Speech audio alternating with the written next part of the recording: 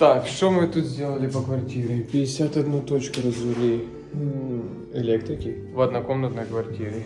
Прошлый объект, который я делал, дом двухэтажный, 135 квадратных метров, было 62 точки. Тут 51. Представляете?